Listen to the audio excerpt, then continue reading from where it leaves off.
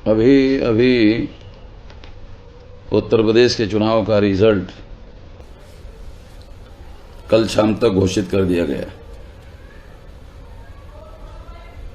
उत्तर प्रदेश के चुनाव के पहले महाराष्ट्र में नगरपालिका, महानगरपालिका और पंचायतों के चुनाव हुए और उन चुनावों में ईवीएम मशीन के गड़बड़ी के बारे में जनता में बहुत बड़ा असंतोष फैला। अकोला में 15-20 हजार लोगों का मोर्चा इसके विरोध में निकला। इतने बड़े पैमाने पर इसके विरोध में असंतोष है। ये जो असंतोष है ये सिद्ध करता है कि निश्चित रूप से इसके बारे में गंभीरता पूर्वक सोचा जाना चाहिए। कुछ लोग, खासतौर पर जो इलेक्ट्रॉनिक मीडिया है, वो इलेक्ट्रॉनिक मीडिया मैं ऐसा मानता हूं कि पहले वो एक भूमिका तैयार करता है। मान लो कि अगर नरेंद्र मोदी चुनाव जीत रहा है या भारतीय जनता पार्टी चुनाव जीत रही है तो वो जीतने के सही कारण बताना शुरू कर देता है कि ये मोदी लहर है, ये मंदिर लहर से भी बड़ी लहर है, और जनता का ओपिनियन बनाना शुरू कर देते हैं कि ये लहर होने की वजह से इतनी सीटें उसको मिली। इस तरह से वो जस्टिफाई करना शुरू कर देते हैं। जबकि उत्तर प्रदेश के चुनावों के बारे में आजम खान के द्वारा ईवीएम में घोटाला होने की बात कही गई, लालू प्रसाद के द्वारा भी इसकी जांच करने की मांग की गई, अखिलेश यादव के द्वारा भी जांच करने की मांग की गई, मायावती के द्वारा इस चुनाव को रद्द करने की मांग की गई। ये सारी बातें हुई है और ऐसा शायद पहली बार हुआ इतने बड़े पैमाने पर नेशनल मीडिया में। मायावती की वजह से या दूसरे लोगों की वजह से राज बब्बर ने भी ईवीएम मशीन के घोटाले के बारे में कहा, गुलाम नबी आजाद ने भी कहा। गुलाम नबी आजाद ने इसके पहले भी कहा था। कांग्रेस के मुख्यमंत्री आसाम के, उन्होंने भी कहा था। संजय निरुपम ने भी कहा था। ये सारी बातें ईवीएम के विरोध में है, मगर इसके बारे में बैलेट पेपर के आधार पर लोग चुनाव करवाने की बात करते हैं तो कुछ लोग ऐसा कहते हैं कि इससे चुनाव का खर्चा बहुत बढ़ेगा। शायद चुनाव आयोग भी ऐसा कहता है? चुनाव आयोग भी ऐसा कहता है। मैं ऐसा कहता हूं कि अगर चुनाव पर पैसा ज्यादा खर्चा होता है इसलिए हमको फ्री, फेयर एंड ट्रांसपेरेंट चुनाव नहीं करना चाहिए, ऐसा कहना चाहते हैं। ईवीएम मशीन के माध्यम से चुनाव फ्री, फेयर एंड ट्रांसपेरेंट नहीं हो सकता। सुप्रीम कोर्ट ने डिसीजन दिया, मामला खत्म हो गया। इस पर कोई बहस नहीं होनी चाहिए कि चुनाव ईवीएम मशीन से फ्री, फेयर एंड ट्रांसपेरेंट चुनाव हो सकता है, ऐसा नहीं कहा जाना चाहिए। जब सुप्रीम कोर्ट में चुनाव आयोग ने सारा आर्गुमेंट किया कि ईवीएम मशीन में कोई घोटाला नहीं हो सकता, चुनाव आयोग ने सारा आर्गुमेंट किया सुप्रीम कोर्ट के सामने, सुप्रीम कोर्ट ने चुनाव आयोग की एक भी नहीं मानी, उसका एक भी आर्गुमेंट नहीं माना। और चुनाव आयोग के विरोध में 8 अक्टूबर 2013 को फ्री, फेयर एंड ट्रांसपेरेंट चुनाव नहीं हो सकता ईवीएम मशीन पर यह निर्णय दिया है। इसलिए यह मामला खत्म हो गया है कि चुनाव ईवीएम मशीन के आधार पर फ्री, फेयर एंड ट्रांसपेरेंट चुनाव हो सकता है। यह मुद्दा खत्म हो गया है, यह बहस का मुद्दा नहीं है, क्योंकि सुप्रीम कोर्ट ने फाइनल डिसीजन दे दिया है। इसलिए इसके बारे में चर्चा नहीं होनी चाहिए। बल्कि घोटाला पकड़ने वाली जो मशीन है वीवीपीएटी लगाना चाहिए, ये आदेश देकर, सुप्रीम कोर्ट ने आदेश देकर 3 साल 4 महीने हो गए। आज तक चुनाव आयोग ने उसके बारे में इतना समय होने के बाद ईवीएम मशीन 100% ईवीएम मशीन लगाया जाना चाहिए। और यदि ईवीएम मशीन चुनाव आयोग नहीं लगा सकता तो बैलेट पेपर लगाना चाहिए, ताकि लोगों के मन में किसी प्रकार का आशंका नहीं रहनी चाहिए।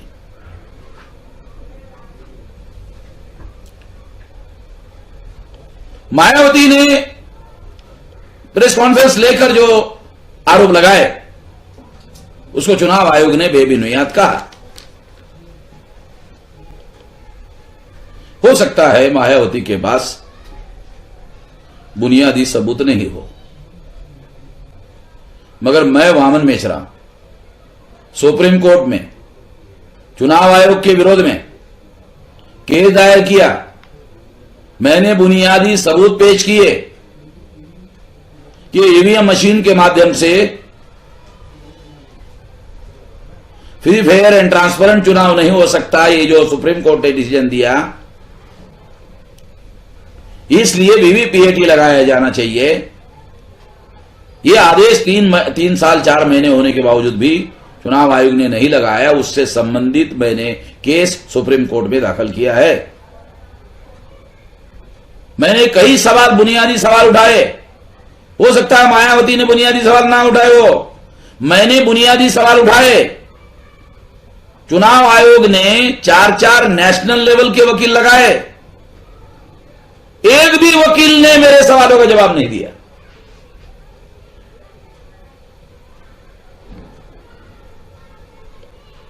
मैंने लिखित मुद्दे उपस्थित किए, उसके सबूत दिए, मगर चुनाव आयोग ने मेरे किसी सवाल का जवाब नहीं दिया।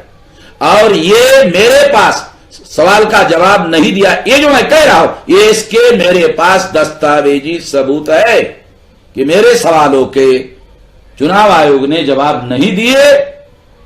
इसके मेरे पास दस्तावेजी सबूत है, क्योंकि जो एफिडेविट सुप्रीम कोर्ट में चुनाव आयोग ने दाखिल किया उसमें एक भी सवाल का मेरा जवाब नहीं दिया गया, बल्कि चुनाव आयोग ने सुप्रीम कोर्ट को गुमराह करने की कोशिश की, झूठा हलफनामा दाखिल किया, क्रिमिनल ऑफेंस किया। हम लोगों ने झूठा हलफनामा दाखिल किया, उसके सारे सबूत पेश किए, सारा आर्गुमेंट पेश किया, लिखित आर्गुमेंट पेश किया। सुप्रीम कोर्ट ने चुनाव आयोग को 8 हफ्ते का समय, हमने जो सवाल उठाए हैं उसका जवाब देने के लिए या वीवीपीएटी लगाने के बारे में 8 हफ्ते का समय दिया। 2 मार्च को वो समय समाप्त हो गया, मगर आज तक चुनाव आयोग ने इसके बारे में किसी प्रकार का कोई जवाब दाखिल नहीं किया। मेरे वकील ने, जो सुप्रीम कोर्ट के मेरे वकील है, उन्होंने मुझे बताया कि चुनाव आयोग ने 8 हफ्ते का समय सुप्रीम कोर्ट में देने के बावजूद भी जवाब दाखिल नहीं किया। हो सकता है मायावती के पास में बुनियादी सवाल ना हो, मेरे पास बुनियादी सवाल है जिसके जवाब चुनाव आयोग ने नहीं दिए। और जब जवाब नहीं दिए तो मैं ऐसा कह सकता हूं, ठीक है, मायावती के सवालों के जवाब तुमने केवल स्टेटमेंट दिया, चुनाव आयोग ने केवल स्टेटमेंट दिया, जवाब कहां दिया कि मायावती के सवाल बेबुनियाद है। ये तो स्टेटमेंट है। जो आशंकाएं पैदा की गई है वो आशंकाएं गलत है, इसे साबित करो।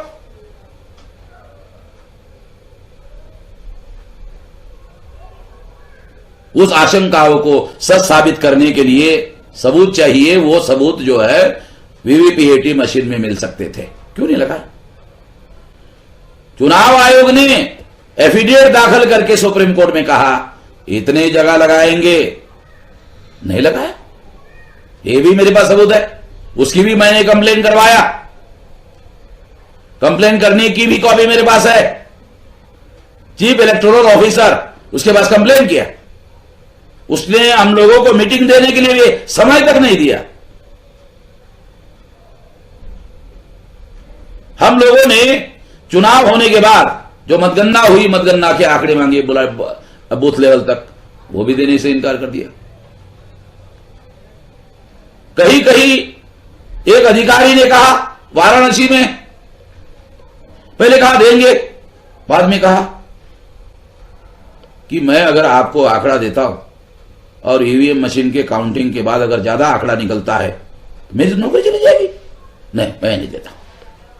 अरे ज्यादा आंकड़ा कैसे निकलेगा?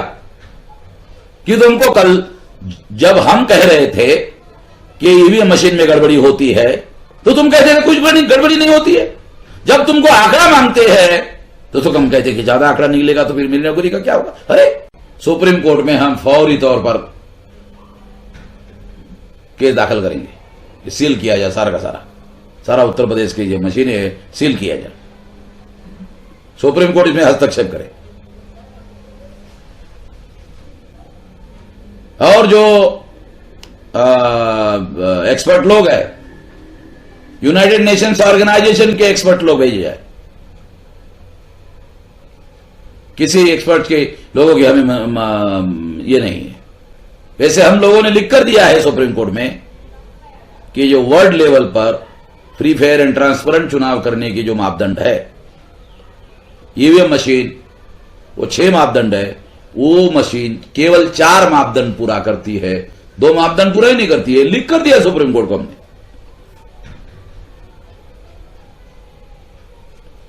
इसलिए जो लोग ऐसा कहते हैं कि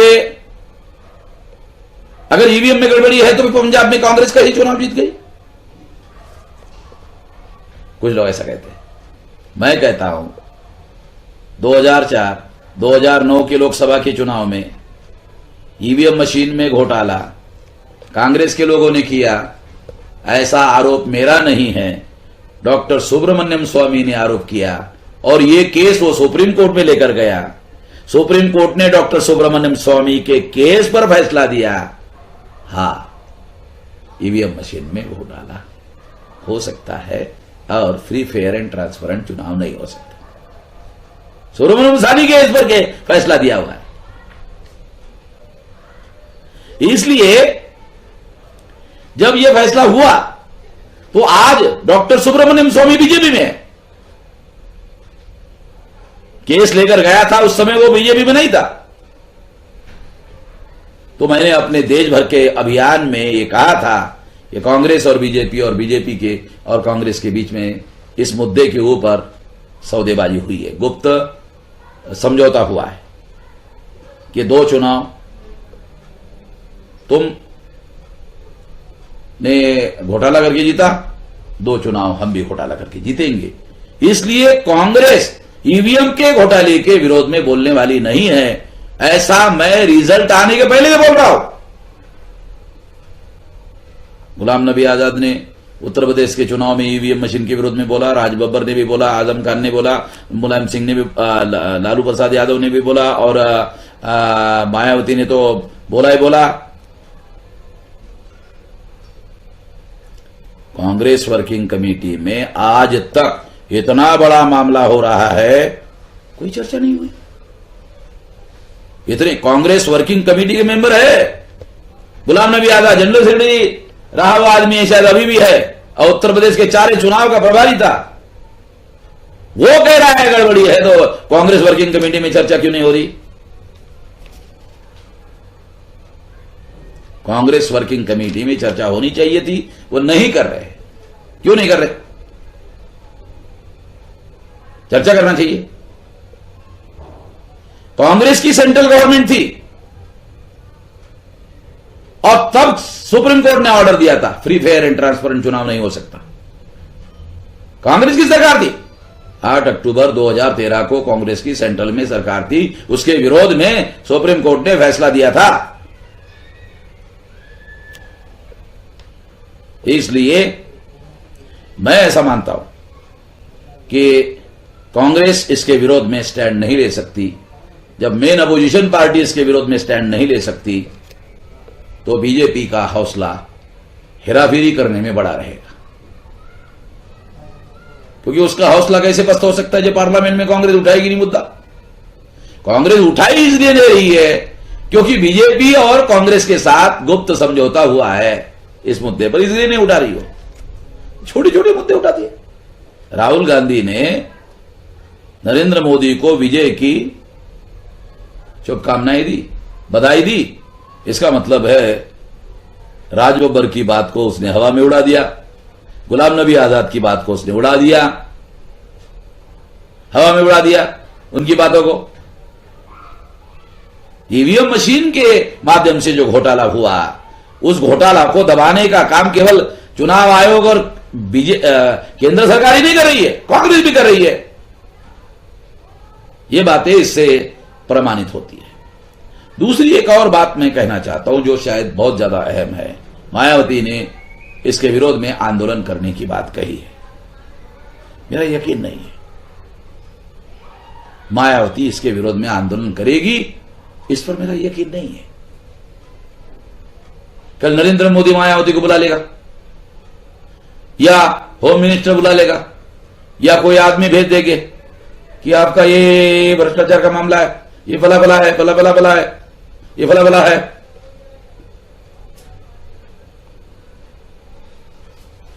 तो एक आदमी को भेज देते हैं इधर उधर,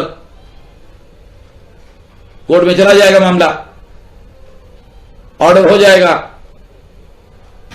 तो मेरा यकीन नहीं है मायावती ने आंदोलन की घोषणा की। वास्तव में अगर मायावती आंदोलन करती है तो हम पूरी ताकत से उस आंदोलन में लोकतंत्र का बचाव करने के लिए सहभागी होंगे, पूरी ताकत से हो जाएंगे। केवल इतना ही नहीं, ये लड़ाई कैसे लड़नी चाहिए उसके लिए सतीश मिश्रा के द्वारा जो लेटर लिखा गया है वो लेटर मैंने पढ़ा। सतीश मिश्रा का लेटर सबूत नहीं है सुप्रीम कोर्ट में, उसको सबूत नहीं माना जा सकता। मगर सतीश मिश्रा को, वो तो वकील है सुप्रीम कोर्ट का, अगर कोई सबूत चाहिए दस्तावेज वो वामन मेश्राम के पास है।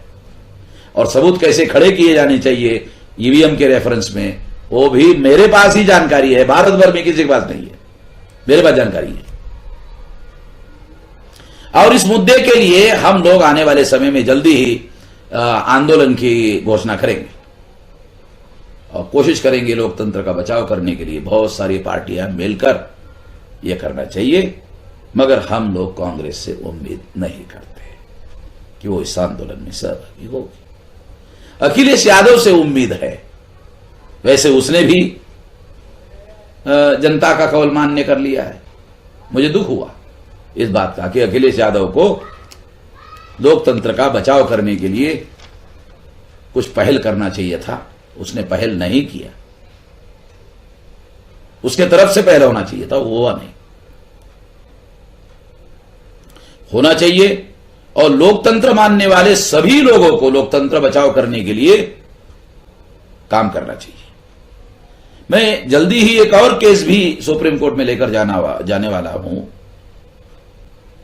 कि सुप्रीम कोर्ट ने, जब हम लोगों ने बैलेट पेपर की मांग की तो सुप्रीम कोर्ट ने कहा कि चुनाव आयोग को अधिकार है कि वह बैलेट पेपर लगाना है या नहीं लगाना है, उसका निर्णय चुनाव आयोग को करना है। जब चुनाव आयोग के पास वीवीपीएटी मशीन लगाने के लिए नहीं है तो चुनाव आयोग को बैलेट पेपर ही लगाना चाहिए था। तब चुनाव आयोग यह कह सकता है कि वह फ्री फेयर एंड ट्रांसपेरेंट चुनाव कंडक्ट करवा सकता है। मगर चुनाव आयोग ने बैलेट पेपर बाकी जगह पर लगाने का काम नहीं किया। इसलिए हम लोग दोबारा इस मुद्दे के बारे में कि सुप्रीम कोर्ट ने कि चुनाव आयोग निर्णय करेगा बैलेट पेपर लगाना है या नहीं लगाना है, ये जो निर्णय सुप्रीम कोर्ट ने दिया, इस निर्णय की समीक्षा करने के लिए हम लोग कोर्ट में केस दाखिल करेंगे कि सुप्रीम कोर्ट ये जो निर्णय सुप्रीम कोर्ट ने दिया उसकी समीक्षा किया जाए और सुप्रीम कोर्ट हस्तक्षेप करे कि जहां जहां वीवीपीएटी नहीं लगाया जा सकता वहां वहां बैलेट पेपर लगाया जाना चाहिए। फॉर एग्जाम्पल कि ऐसा सुना है कि 32 जगह चुनाव आयोग ने वीवीपीएटी मशीन लगाए, 403 में 32 जगह लगाए। इसका मतलब क्या है इसका मतलब है 370 जगह पर उत्तर प्रदेश के विधानसभा में वीवीपीएटी ने लगाया। तो जहां वीवीपीएटी लगाया, सुप्रीम कोर्ट के आदेश के अनुसार वहां फ्री फेयर एंड ट्रांसपेरेंट चुनाव हुआ, ऐसा कहा जा सकता है। मगर जहां पर वीवीपीएटी नहीं लगाया, क्या वहां 8 अक्टूबर 2013 के डिसीजन का उल्लंघन नहीं हुआ, जहां पर चुनाव आयोग ने वीवीपीएटी भी नहीं लगाया और बैलेट पेपर भी नहीं लगाया? सुप्रीम कोर्ट ने चुनाव आयोग को बैलेट पेपर लगाना है या नहीं लगाना है, यह निर्णय लेने का अधिकार चुनाव आयोग का है।